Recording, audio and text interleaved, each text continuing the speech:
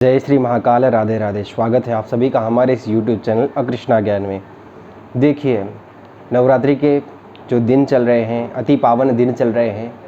माता भवानी की, माँ चामुंडा की, माँ दुर्गा की सेवा हम सब अपने घरों में कर रहे हैं। किसी ने मूर्ति प्राण प्रतिष्ठा करी है, किसी ने दीप जलाया है, किसी ने फ़ोटो रखकर पूजा करी है। देखो, माता का किसी भी रूप में पूजन किया जाए तो माता का पूजन सभी रूप में, एक ही रूप में माता की पूजा होती है। आप किसी भी रूप में माता की पूजा कीजिए।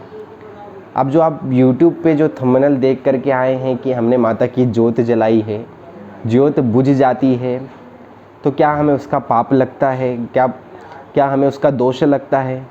हमारे मन में शंकाएं रहती है, हम परेशान रहते हैं।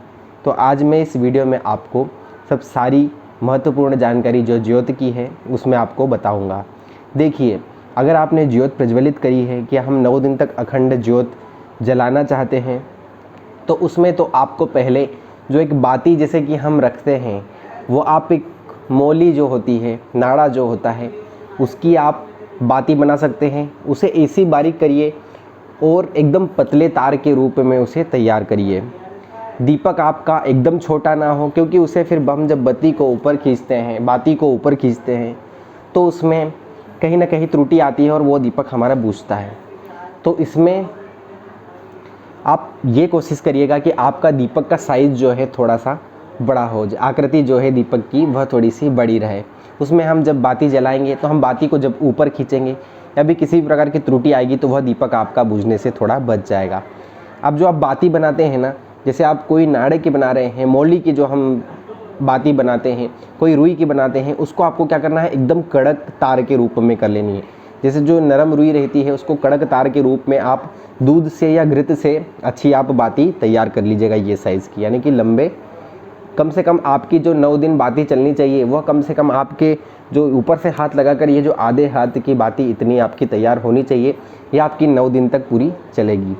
अब इसमें इसे जो हम बाती तैयार कर लेते हैं, हम गलती क्या करते हैं कि इसे हम डायरेक्टली जाकर माता जी के दीपक में लगा देते हैं। इसे ये गलती नहीं करना है। आपको नवरात्रि जैसे शुरू होने वाली है, आपको बाती जो है उसे 1 या 2 घंटे तक तेल में पहले भिगा कर रखना है। उसके बाद आप उसे दीपक में प्रज्वलित करिएगा।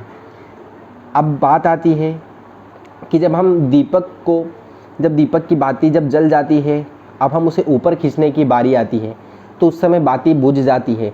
उसमें आपको एक इस बात का ध्यान रखना है कि आप जब वह दीपक की बाती जब जल रही होती है, हम जब उसे ऊपर खींचने की कोशिश कर रहे होते हैं, उसके पहले आपको क्या करना है, आपको एक छोटा सा दीपक उस बड़े दीपक के साइड में तेल का ही, जैसे आपने तेल का जलाया हो तो तेल का ही दीपक जलाएं, घी का दीपक जलाया हो, घृत का, तो घृत का ही दीपक आपको जलाना है। उससे आपने क्या करना है, जल से छिड़क कर फिर कुमकुम, चावल, हल्दी सब आदि पूजा कर आप प्रार्थना करिएगा कि हे माँ, हमने जो आपकी अखंड ज्योत जलाई, यह छाया प्रति के रूप में हम आपके इस दीपक को जला रहे हैं। अगर भूल चूकवश यह दीपक बुझ भी जाता है तो हम आपकी इस ज्वाला में, उसी दीपक में से आपको क्या करना है, उसी दीपक में से एक माचिस की तीली लेकर उस दीपक को जलाना है। फिर वापस दूसरे दीपक को उसे प्रज्वलित करना है। ऐसा नहीं करना है कि आपको एक ही दीपक में से दीपक जलाकर जला रहे हैं, नहीं, ऐसा नहीं करना है। माचिस की तीली लेना है, दीपक जलाना है, उसे दूसरे दीपक को प्रज्वलित कर लेना है। हम आपको छाया प्रति के रूप में तैयार करने हैं।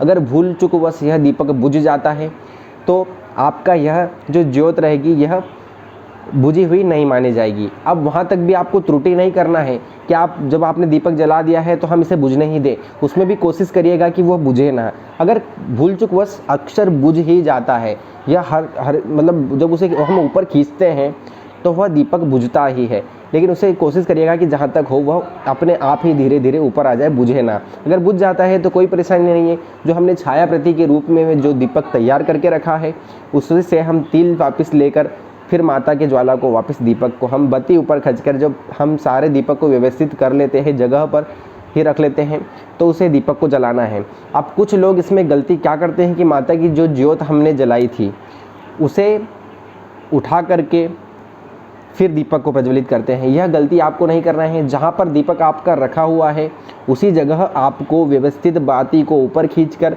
फिर दीपक जलाकर, जो छाया प्रतीक का दीपक है उससे दीपक जला करके फिर उसका कुमकुम आदि पूजन करके फिर वापस से प्रज्वलित करना है और क्षमा याचना भी आपको अवश्य करनी है। अब कुछ लोगों के सवाल यह भी थे कि क्या हमें, अगर हमारा रात्रि में दीपक अपने आप बुझ जाता है।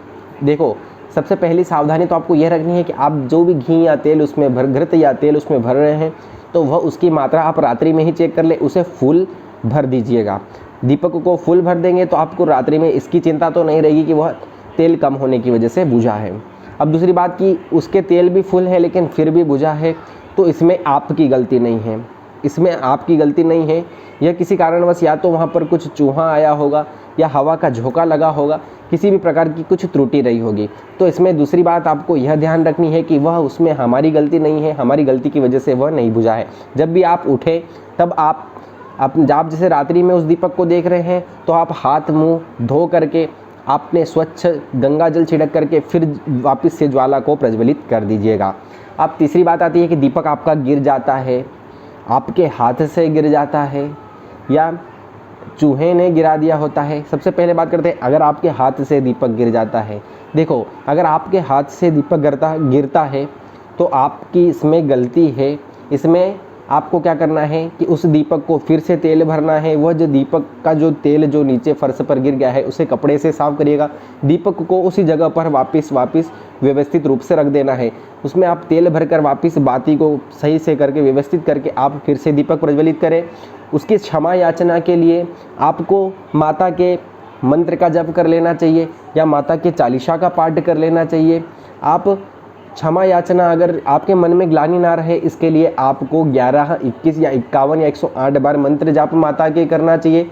मंत्र कौन सा? ओम ऐं क्लीं चामुंडाय विच्चे, ओम ऐं क्लीं चामुंडाय विच्चे मंत्र का जप कर ले, अथवा आप दुर्गा चालीसा का 11 बार पाठ करके माता का कुमकुम अर्चन करें। उस दीपक की भी पूजा करते रहें 11 बार। इससे क्या होगा कि आपके मन की ग्लानि खत्म हो जाएगी और माता से यह हमेशा जब भी आप मंत्र जाप करें या पाठ करें तो माता से क्षमा याचना जरूर करनी है कि माता, हमसे जो यह दीपक जो त्रुटिवश गिर गया है तो इसमें हमारे से जो भी भूल चूक हुई हो उसे क्षमा करें। अब देखो, इसमें मेन मुद्दे की बात यह आती है कि इसके बाद भी लोगों को शंका रहती है कि क्या हमने कुछ गलती कर दी है, कुछ गलतीवश हमारा दीपक बुझ गया है या ज्वाला बुझ गई है। तो सबसे पहली बात यह ध्यान रखें कि अगर आपका बालक कुछ गलती करता है तो उसे आप क्षमा अवश्य करते हैं। तो ऐसे ही यह तो जगत की जननी है, जगदम्बा है, माँ पराम्बा है, तो यह आपको क्षमा अवश्य करेंगी। आप माफ़ी मांग कर तो देखिए। माँ के सामने आप जब वह भाव लेकर बैठेंगे कि माँ मुझसे गलतीवश यह हुआ है, तो माँ आपको अवश्य क्षमा करेगी। इसमें कुछ भी गलती नहीं मान्य होगी। और बाती को जब आप ऊपर खींचें तो आप चिमटी का उपयोग ही करें, चिमटी से बाती अपने आप ऊपर खिंच जाएगी। तो यह था दीपक का वीडियो, यानी कि ज्योत जब हम जलाते हैं तो बाती बुझ जाती है। लोगों में बहुत सारी शंकाएं रहती है, तो इस बात का आप अवश्य ध्यान रखिएगा। जब आप बाती ऊपर खींचें, ऊपर बाती को सरकाएं, तो आप एक छाया प्रतीक के रूप में दीपक अवश्य जलाएं।